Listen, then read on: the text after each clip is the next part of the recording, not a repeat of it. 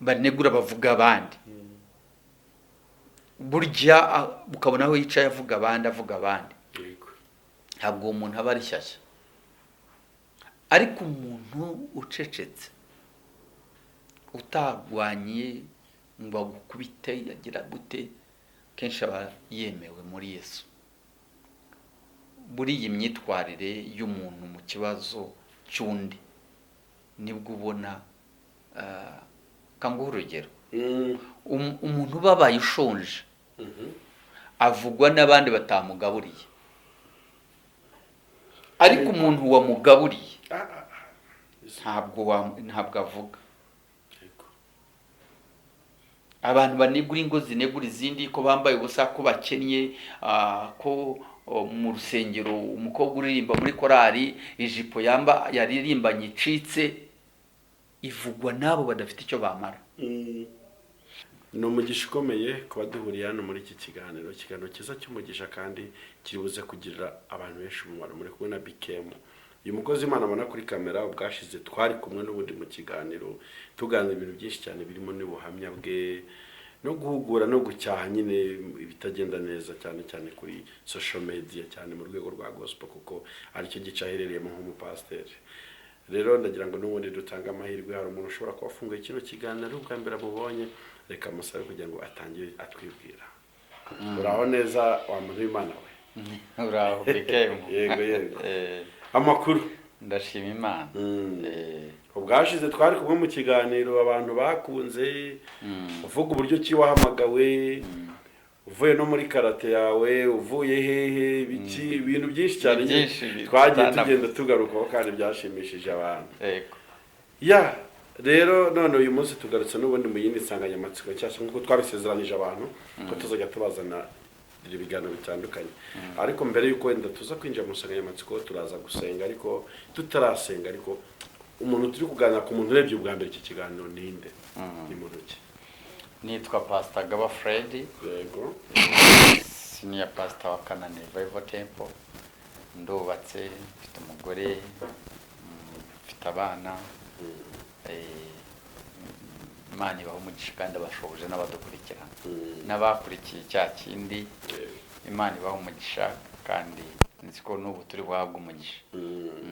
Reka dusenge Imana kugira ngo twinjire mu kiganiro.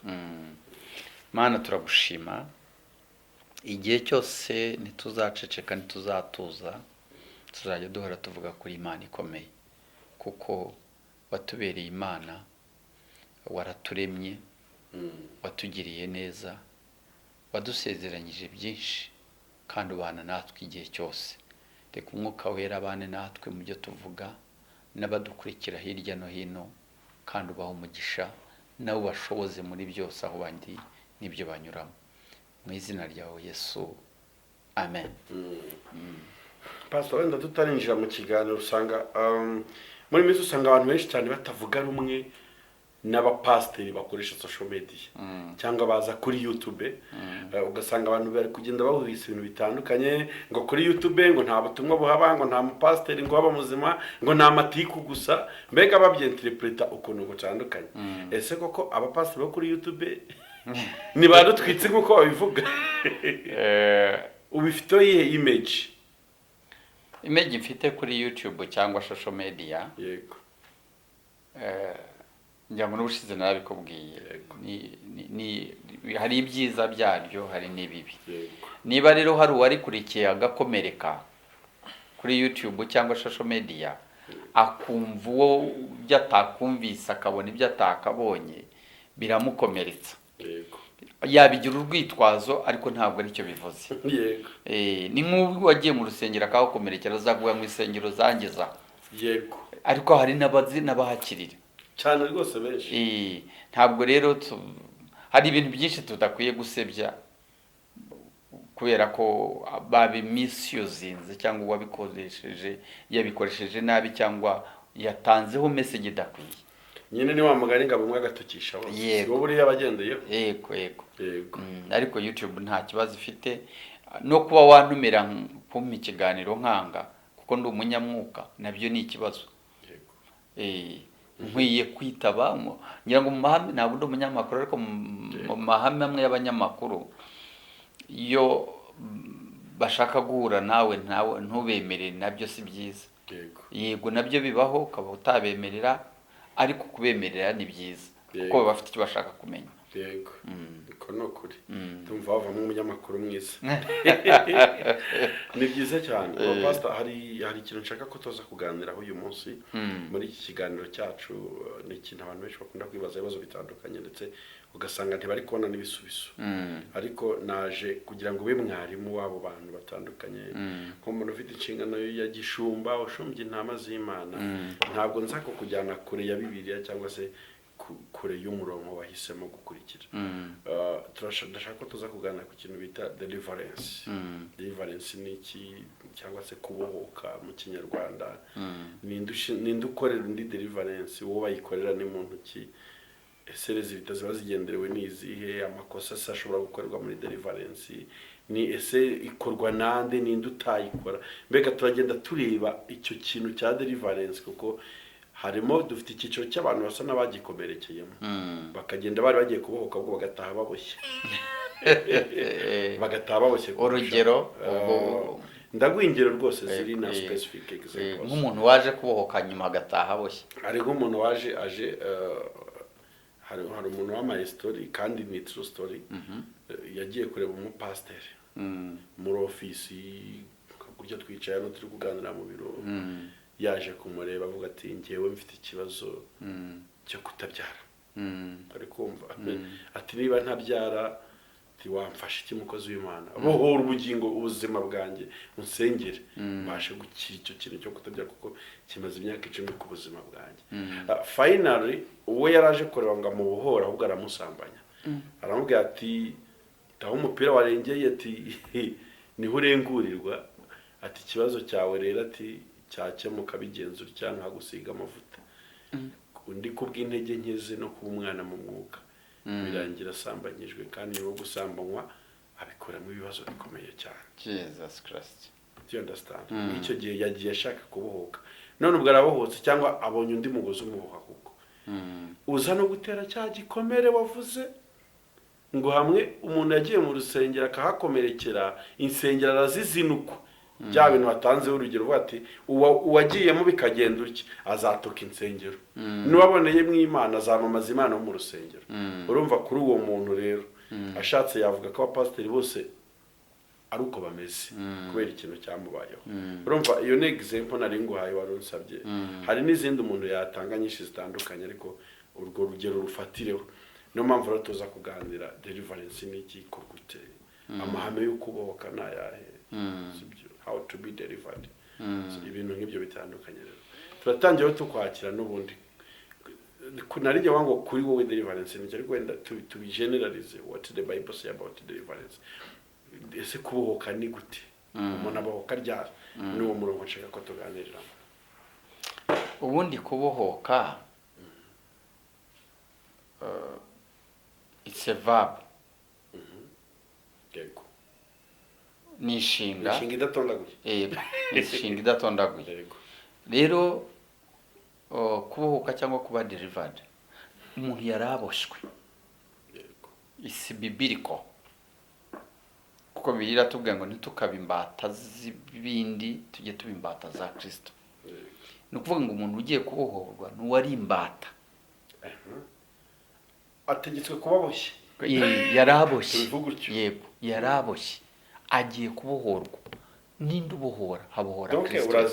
Uraziritse iminyururu ukeneye kubohoka, ukeneye guhamburwa, ukeneye kuba delivered, kuba total delivered.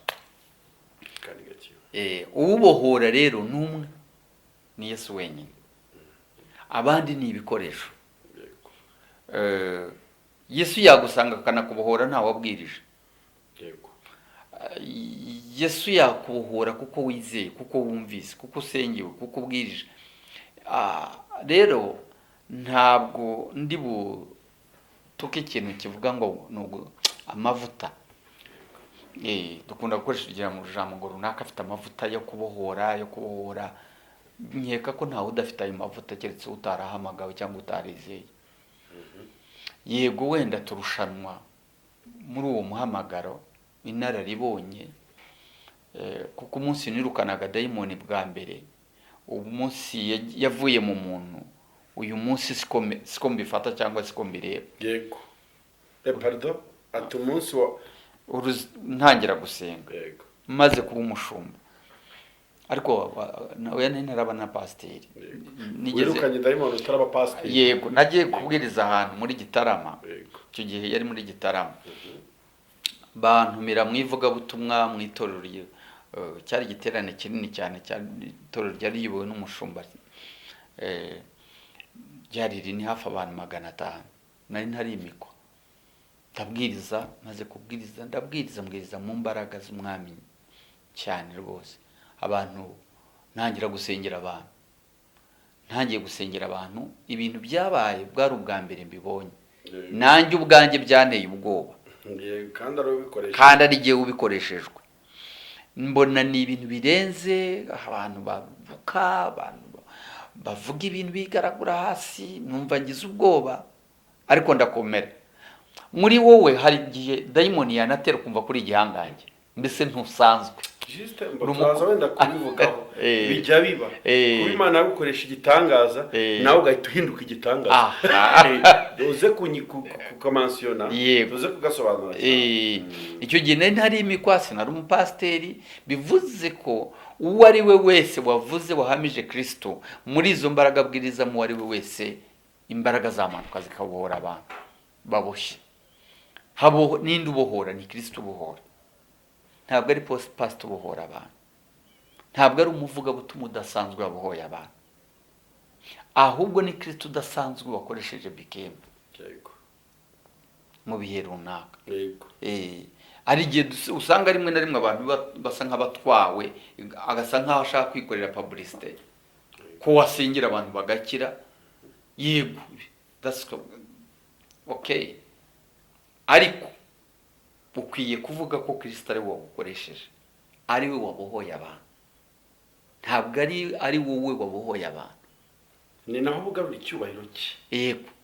Yego, ugasanga umuntu yabaye somebody kubera ko yasengeye umuntu agakira, cyangwa nishimwe usengeye umuntu agakira, wari imbata, wari imbohe, ukabona abaye muzima, nishimwe, ariko ukwiye gushima uvuga ngo Kristo yabikoze. Igitangaza kiba kibirimo ni ukubona Imana ikugirira icyizere cyo kugukoresha ibyo bintu. Nabwo ni ukurangara wibeshye cyane, kuko uramutse usoma Bibiliya, niba Imana ishobora kuvuga ngo yakoresha ibiti n'amabuye, kandi ukaba warabisomye warabibonye. Twabonye aho indogo bibwira nyirayo n'umuhanuzi, bababwira ngo njya ngo Barake Baramu na Barake, muzi ko iyo ndogobe yayicaye kugeza ubwo indogo bivuga. Rero kuba wumva wakoreshejwe, kandi Imana ifite abakozi benshi, mbega umva hari benshi ahubwo bataraza, hari nabo utazi, kuba yakoresha n'ibiremwa bindi. Uya nabo ngabo uriho usengera, urabasengera, ejo bashobora kugusengera, hakavamo abarenze. Tuba dushumbye abantu, tubyara abantu mu itorero, ariko bamwe bashobora kuzakomera kuturenza. Rero iyo ushyizemo ubwo bwibone, nayo ni dayimoni ubwabwo nabwo bubari ububata butangiye kwiboha, ntabwo ari byo. Yego washima Imana ko Imana yakijije abantu bari baboshye, yagukoresheje, ariko mu guca bugufata ari kumva ko ari wowe wabiteye. Unyerekeje ku kibazo cyiza. None turaza kureba muri iki kiganiro cyacu, umuntu ushaka kubohoka, hariho uwe musanzu we kugira ngo abohoke. Uwa mbere ni ugukizwa, iyo wakiriye Kristo nk'umwami n'umukiza, uba watangiye kubohoka.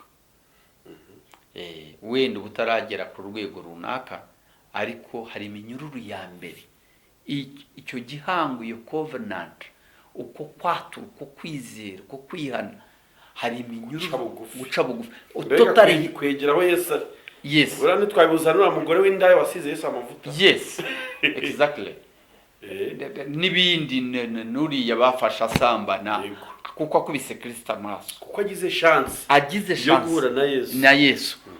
Hari ibyabanje kumuvaho uwo mwanya. Icya mbere urupfu yararokotse, bagomba kumutera amabuye kuko hari abandi bari baranapfuye by the way kandi bakoze icyaha nk'iki. Yego. N'ubundi bari bamuzanye kugira ngo bamugereke ku bandi bari aho icyaha yakoze. Ariko kuba delivered bwa mbere nuko yakize urupfu rw'ako kanya. Yego. Imbabazi yahawe uwo mwanya ntizirondoreka kuko Yesu yamubwiye ijambo aravuga ngo genda ntukongere gukora icyaha ukundi. Yego. Icyo cyanditswe uko mujeho kiramfasha cyane, kijya kimpa imbaraga kikampishurira ibintu byinshi. Ko Yesu ngo yarunamye yandika hasi, yubuye amaso aramubaza ngo abari bakuzanye barihe?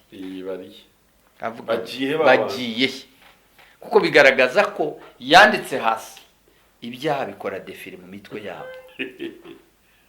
Binyereka iki? Binyereka iki? Binyereka ko buri gihe icyo ari cyo cyose abantu ducira abandi imanza turi abanyabyaha. Kuko abo bantu icyabirukanyije n'ibyaha byabo. Ko Yesu yarabafatiye mu cyaha, babonaga nabo bagiye guterwa amabuye, baraza kuhagwa. Yesu naramuka aciye ubanza kuko nyarwo kuko yaravuga utarakora icyaha namutera ibuye, kuko bashoboraga gupfana n'uwo mugore. Nicyo cyabirukanyije. Namaze kugenzura akantu kamwe mbikemu nagenzuye muri uyu murimo. Yego. Ntabwo uzigera usanga abantu b'abakiranutsi bavuga umunyabyaha. Subiramo. Ntuzigera mu itorero. Nakirijwe muri ADPR. Yego. Mpavuge kuko wowe ni huba. Yego. Si usengera. Yego.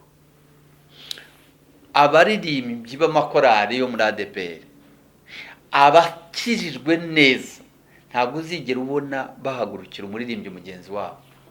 Yego. Ahubwo ahagurukirwa n'abandi bafite ubuhamya bubi. Hari isomo. Ntuzigera ubona umuntu usambana avuga abandi. Ntabwo umuntu usambana avugwa n'abakiranutsi, avugwa n'abasambanyi bagenzi be kandi bamutunga urutoki. Ibyo bintu babona utihana shaka. Aha. Urabyumva? Harimo icyigisho twazakora ikiganiro. Abantu banegura abandi, bavuga abandi.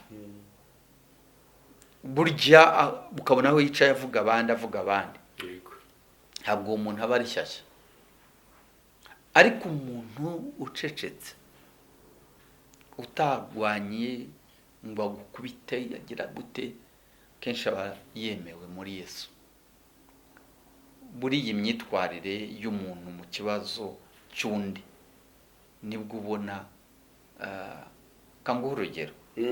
Umuntu babaye ushonje avugwa n'abandi batamugaburiye, ariko umuntu wamugaburiye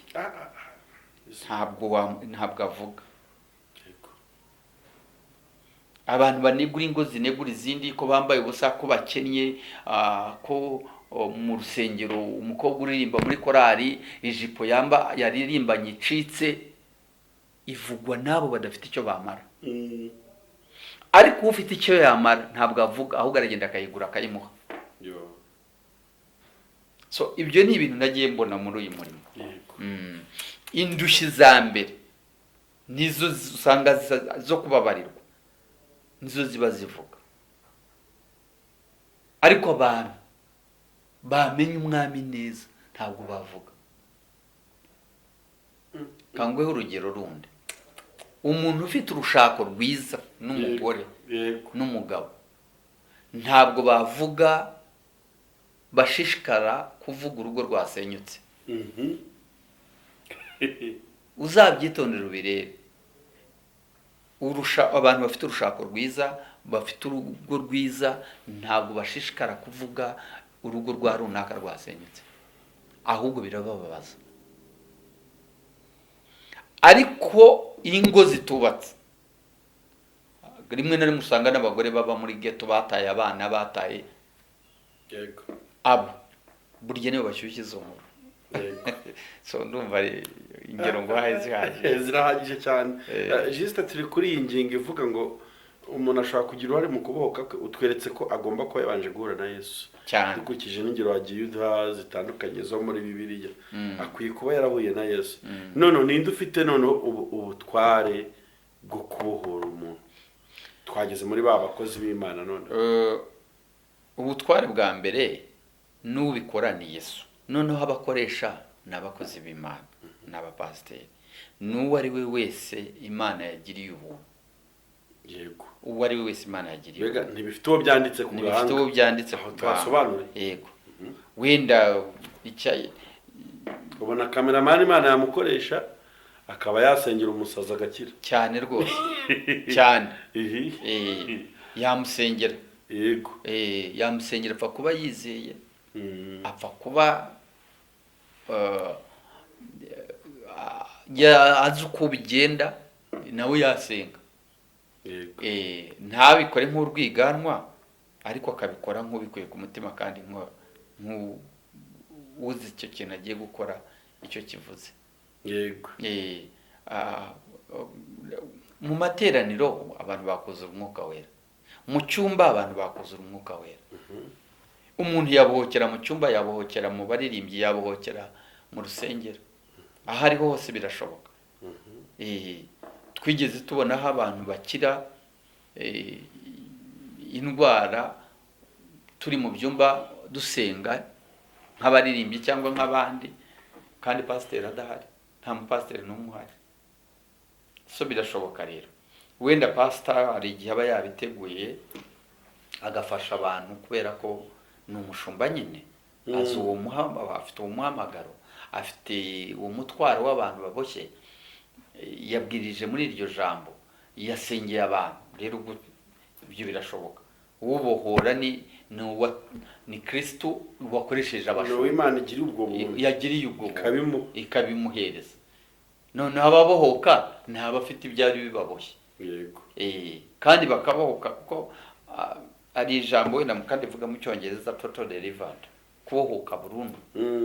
Kubohoka burundu ni umuntu ashobora kubohoka igice se cyane cyane bitwose. asobanure. Nagiye mbona abantu rimwe bamwirukana na mudayimoni, hagaca igihe ukongera ukamwisengera akongera ikamuvamo. Ariko nibuka ijambo rimwe Yesu yigeze abwira abantu, yasengeye abantu barakira, bakira ari abantu niba batari 10 ngira ngo hagaruka 2 niba atari 1. Sinibuka icyanditswe mu butumwa bwiza, ariko Yesu arababaza ngo ko ari mwe muje gushima gusa, abandi bari he kandi mwakize muri benshi? Yesu nicyo cyanditswe. Yesu aravuga ngo mugende ntimuzongera kurwara icyo cyagukundi. Byumvikane total delivered, total delivered. ahantu wavuze. Yego, birashoboka rero ko abo bantu bagiye ntibagaruke, bashobora kuba barongeye, niko mbikeka nshingiye kuri Bibiliya uko ntibivuga. Bashobora kuba baragize igihe bakongera bakarwara, icyago kikongera kikabazaho.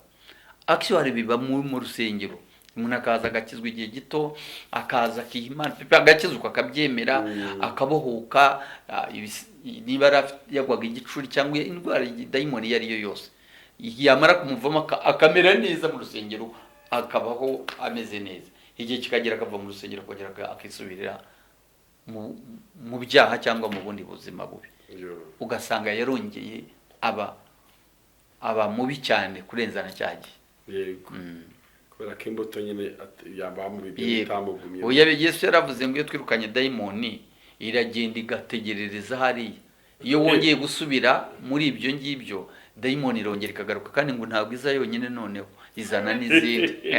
ikora ku ibatayo. Hari ikiguri rero cy'abadayimoni, cy'abazimu baba bahari, kandi regana ntabwo ari ahantu runaka gusa, ko birava ngo turwana n'ibidafite umubiri n'amaraso, ngo imyuka mibi itegeka isi y'umwijima mu kirere. Rero ibyo ngibyo byaba biri ahariho hose. Tuba dufite aho tuvuka, za karande, imivumo, ibigirwamana twakoreye, twagiranye igihango n'ababyeyi bacu cyangwa natwe, ibyo ntabwo bipfa kugenda gusa. Rero uwubohoka ni uwuboshye, yego ava aho ngaho ajya ahandi, ava mu buzima bumwe ajya mu bundi, ava mu byo yizeraga bimwe ajya mu kundi kwizera. Usibye ko imbaraga zirutanwa n'abami barutanwa, ubwami bwa Kristo buruta ubwami bwa Satani. yego Nicyo gituma rero tubyita kubohoka, nuko abantu baba ari imbohe, ari imbata za Satani, abatwaza igitugu. hari ikintu wavuzeho gikomeye muri iki kiganiro nshaka ko abantu bitaho cyane. Ubohora n'ubohoka akwiye kuba yarahuye n'ubitanga, ari we Kristo. Yego, buriya ni nayo ki ikomeye nakuye muri iki kiganiro. Uje kubohoka uturutse he? Ugiye kubohora uturutse he? Mu izina ryande? yego, yego. Kwizera, ngira ngo ushize hari icyigisho nahoze nigisha kivuga gusenga, kwizera, imirimo myiza, yego yego nagikurikiye, no kugira imigambi, yego focus. yego Ibyo bintu mu bwami bw'Imana ni ibintu bisa nk'ibigendana. yego. Rero iyo ikibazo kibanziriza icya nyuma noneho bituruka kuki kugira ngo deliverance ikorerwamo amakosa nkayo naromaritse mbere, nguhere urugero kuri wa mubyeyi wagiye kureba umuntu. Ubwo ni ukubera biyitirira akazi badakora, cyangwa ari kuboherera umuntu mu mubiri wenda ikibazo agombaga kudiringana cyo mu mwuka, biterwa n'iki ngo ari amakosa abera muri deliverance? icyo uriya mudamu wavuze cyo giteye agahinda, kirababaje. Iyo ushaka tukigeneralize, hari n'izindi case zitari ziriya gusa, ariko kirababaje, kirababaje. hari n'ibyanditseho bafite basapotinga ngo umukozi Imana irisango yarambaraye ku ntumbi ngo understand. Uraza no kugira ubutumwa ugenera abakristo bakeneye deliverance, igihe bahuye na image nk'izo bakora iki? Hari ibintu byinshi bikorerwa muri uwo murimo, muri uyu murimo. Umuntu uri delivered agatanga amafaranga. Yego. Iyo ni topic ndende. Kuko iki kiganiro n'ubundi ndashaka ko tuzagira ibyiciro, iki cya deliverance. Amafaranga ahuriye no kubohoka. Byo mbabare byo ntubicokoze. Ni indi topic tubiha abantu nk'isezerano. Ni indi topic y'igice cya kabiri cy'iki kiganiro. Ahubwo rero turi kwa ari amakosa akorerwa muri deliverance nyine. Aturuka kuki? Ubundi umuntu, abantu naturally twese, yego, abantu turarengwa, turavangirwa, turibagirwa. Hari igihe Imana iguhereza impano ugashaka kuyihindura indonke cyangwa se impano yo kurya, nk'abahanuzi. hariho Imana yahanuza akajya bikangisha abantu, dakora iki ndahanura amakuba, mbega akagukanga. Na Bibiliya rero kuyikoresha nk'ibyo byanditswe ukabigoreka, ntabwo ni ibyanditswe bagoretse, ariko siko ibyanditswe bibivuga. Ntabwo bigoramye. Ntabwo bigoramye. Ni ukuvuga ngo yewe I wonder, hari ikintu kintera agahinda nk'icyo kintu, niba umuntu ari umukozi w'Imana cyangwa ari umugabo akajya gusambanya umugore akitwaza ibyo, akitwaza Imana ntabikore nkawe, abari ikosa rye ry'umuntu yikoreye kitwaza Imana. Harimo nta muvumo afite buriya mubi cyane, n'urubanza aranawukwiye. Yego, aranawukwiye pe, aranawukwiye. Niba yagize intege nke yazigize nk'umuntu, ariko ntiyitwaze. hafi waruvuza ahantu heza cyane. Isa nicyo nsobanuye. Nimba yagize intege yazigize nkawe, ariko ntashyire Imana mu byaha agiye gukora. Iki giteye agahinda, giteye agahinda. Usibye ko ubundi n'icyaha gihanwa n'amategeko, usibye ko ari icyaha gihanwa n'amategeko, ariko uwo muntu wakoze ikintu nicyo giteye agahinda, kirababaje, kirababaje. Nta kintu nakivugaho kinini, gusa niko ari kibi. Yego, ni kibi, kirimo ubuswa, kirimo ubujiji, kirimo upagani, kirimo ubugoryi, kirimo ibintu byinshi, kirimo ni ikintu kibi. Ariko amakosa akorerwamo harimo, usibye icyo cy'umwihariko giteye ukwacyo, ariko andi harimo ashobora kubamo bitewe n'ubujiji, Imana yakoresheje umuntu buri gituma ubona umuntu wize biba byiza ko niyo Imana imukoresha cyangwa se biba ari byiza nyine. Ariko iyo Imana ikoresha umuntu ikamukoresha muri ubwo bujiji bwe, kuko Imana yo ntirobanura ku butoni, ikoresha uwo ari we wese iramukoresha. Ariko ari aho tugera tukabura ubumenyi, tukabura uburere. Umuntu ageze ku rwego atangira gusengera abantu, ntiyasengewe, ntiyigishijwe, ntiyatojwe, yakuriye ku birenge by'abandi. Cyane rwose yakuriye ku birenge by'abandi, yigiye kuri bande. Baba ngabo muri politike tubita inyeshyamba. Muyita inyeshyamba. Umuntu uje nyine agahita yinjira mu gisirikare. A man from nowhere. Yego. Ataratojwe. Okay. Sibyo? Exactly. Aho usibye ko igisirikare byo ntunabihuze burya. Yego. Kuko igisirikare kigira umwihariko. Igisirikare cyakira umwana warezwe n'ababyeyi, kikakira ikirara, kikakira, ariko kikagira aho gica nyine, kikagira ubuye kibaho umurongo. Kibaho umurongo. Ariko muri ibi rero by'umurimo w'Imana ntubihuze buryo. Umuntu arahaguruka akavuga ati nahagurukijwe. Yasengeye umuntu yakize, mwirukanye mu dayimoni, kandi kuko yamusengeye. Uwo mwanya rero uraza kubimubwira abone nkaho uri umupagani cyangwa umurwanya cyangwa umufitiye ishyari. Kumurera biragoye, ariko bizagira ingaruka ku itorero cyangwa ku bantu b'Imana. Yaba mu cyumba cy'amasengesho najyaga numva urabizi ko abantu bajya gusambaniramo. Ntabyo nabonye, ntabyo numvise mbibwirwa n'uwabibonye, ariko najyaga numva abantu babivuga. Ariko ukibaza why, niba wahisemo gukora ibyo wagiye aho bigomba gukorerwa. Hari n'umuvumo umuntu yikururira utari ngombwa. Wagize intege nke, wakora ibindi, urashaka amafaranga, uritwaza, urashonje ukeneye amafaranga, uritwaza abo wasengeye ko Imana wababwiye ko ukeneye amafaranga, ariko ukaba direct.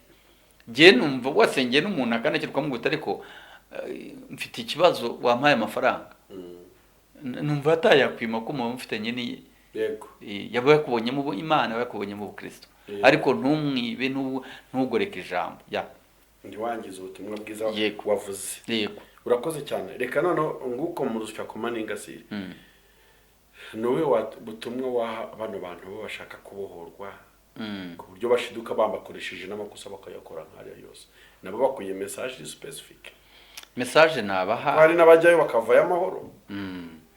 N'ubundi ikibi kivuga kurusha ibyiza, kuko abantu 90 bashaka ko bakorewe deliverance neza cyangwa 80 babonye ukuboko kw'Imana, abandi bakaba bahuye n'izindi nubwo butumwa bupfuye ahandi. Ariko icyo navuga ku bakristo, dufite ikibazo cy'abakristo batigishijwe. Nicyo kibazo n'ubu dufite. Njya nkunda kumva ijambo bavuga ngo abakristo b'inzererezi. Bumvise ibitangaza bagiye, bumvise ahangaha bagiye, hari usengera abarwayi bagiye, hari mbese ugasanga inyuma y'impano. Kenshi usanga abanyarwanda, kamere y'abanyarwanda bakunda kuraguza. Mu muco abanyarwanda bose bararaguzaga. Nta munyarwanda udafite ibisekuruza byaraguzaga. Ni ukuvuga ngo baba barahinduye kuraguza ubupfumu, bakabukura mu bwa kera bakabuzana mu Mana. Bahinduye umupfumu. Yego, bahinduye umupfumu. Ni ukuvuga ugasanga noneho ndajya mu cyumba, ndajya kwibariza Imana yakuvuzeho iki, Imana yavuze iki. Ugasanga rero kenshi na kenshi ni ukubera kuba batigeze bibikira ijambo ry'Imana mu mitima yabo. Umuntu wakijwe mu itorero agatozwa akamenya Imana, ntabwo ahuhwa n'umuraba n'imiyaga gutyo ngo umujyane umugaraguza hagati hirya no hino. Yego, nibwo butumwa naba. Ni byiza cyane. Ngarareko ntashira, tuzakomeza kandi twabisezeranije abantu nyine ko ikiganiro niba gikunda bakabitwereka tuzabana igice cya kabiri turebe noneho ni ibiki wowe akwiriye kuba yujuje se amafaranga ahuriye na deliverance ko nacyo ari ikintu kijya gisakuza cyane byose nyine tuzabiganira mu kiganiro cyacu cy'ubutaha. Reka rero uyu munsi dusoze ugiye ariko tugiye gusoza usengera abantu bakomerekeye mu rusengero kuko Imana nibasha ko muri iyo mitima yabo. Mbere yuko usenga rero hari umuntu wadukurikiye ushobora kwifuza kuvugana nawe nyuma y'iki kiganiro ese yakubona ku address nubwo no ku rubuga rw'itorero Kanani Revival Temple yabonaho telefone zacu kandi telefone yanjye nayibaha ni 0788 30 58 61. yego ndumva aho dukorera ni Kimironko washaka yambona ndi umuntu woroheje. yego kadusenge kadusenge kandi ngushimira cyane BKM.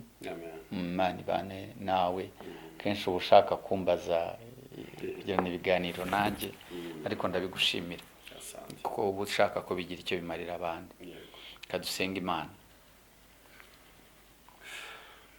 ntabwo nkwiye kujya niganyira